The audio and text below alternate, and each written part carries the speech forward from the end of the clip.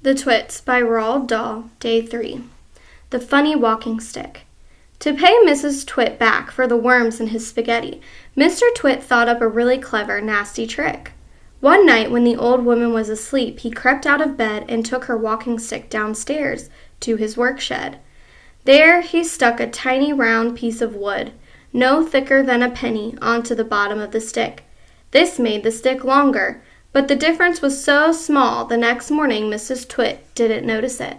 The following night Mr. Twit stuck on another tiny bit of wood, and every night he crept downstairs and added an extra tiny thickness of wood to the end of the walking stick. He did it very neatly so that the extra bits looked like a part of the old stick. Gradually, but oh so gradually, Mrs. Twit's walking stick was getting longer and longer. Now, when something is growing very, very slowly, it is almost impossible to notice it happening. You yourself, for example, are actually growing taller every day that goes by, but you wouldn't think it, would you? It's happening so slowly that you can't even notice it from one week to the next.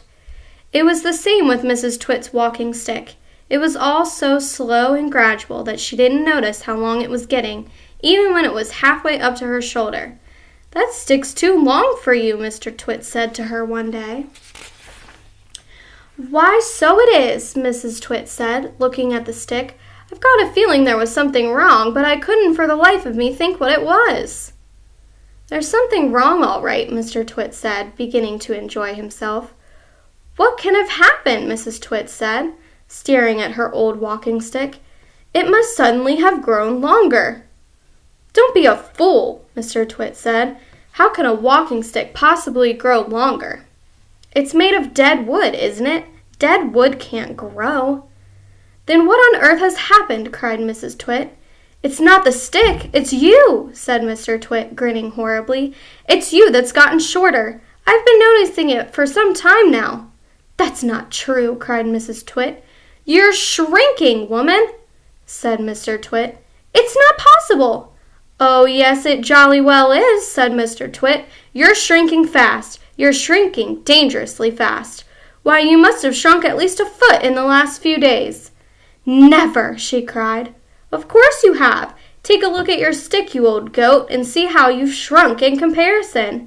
You've got the shrinks. That's what you've got. You've got the dreaded shrinks." Mrs. Twit began to feel so terrible she had to sit down. Mrs. Twit has the shrinks.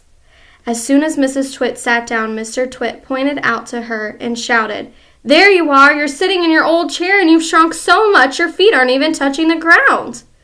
Mrs. Twit looked down at her feet, and by golly, the man was right. Her feet were not touching the ground. Mr. Twit, you see, had been just as clever with the chair as he had been with the walking stick. Every night when he had gone downstairs and stuck a little bit extra onto the stick, he had done the same to the four legs of Mrs. Twit's chair. "Just look at you sitting there in your same old chair," he cried, "and you've shrunk so much your feet are dangling in the air." Mrs. Twit went white with fear. "You've got the shrinks," cried Mr. Twit, pointing his finger at her like a pistol. "You've got them badly. You've got the most terrible case of shrinks I've ever seen." Mrs. Twit became so frightened she began to dribble. But Mr. Twit, still remembering the worms in his spaghetti, didn't feel sorry for her at all. "I suppose you know what happens to you when you get the shrinks," he said. "What?" gasped Mrs. Twit. "What happens?" "Your head shrinks into your neck, and your neck shrinks into your body, and your body shrinks into your legs, and your legs shrink into your feet, and in the end there's nothing left except a pair of shoes and a bundle of old clothes." "I can't bear it," said Mrs. Twit. "It's a terrible disease," said Mr. Twit. "The worst in the world."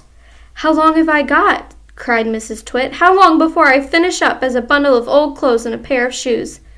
Mr. Twit put on a very solemn face. "At the rate you're going," he said, shaking his head sadly, "I'd say no more than 10 or 11 days." "But isn't there anything we can do?" cried Mrs. Twit. "There's only one cure for the shrinks," said Mr. Twit. "Tell me. Oh, tell me quickly." "We'll have to hurry," said Mr. Twit. "I'm ready. I'll hurry. I'll do anything you say," cried Mrs. Twit. "You won't last long if you don't," cried Mr. Twit, giving her another grisly grin. "What is it I must do?" cried Mrs. Twit, clutching her cheeks. "You've got to be stretched. Can't read. "You've got to be stretched," said Mr. Twit.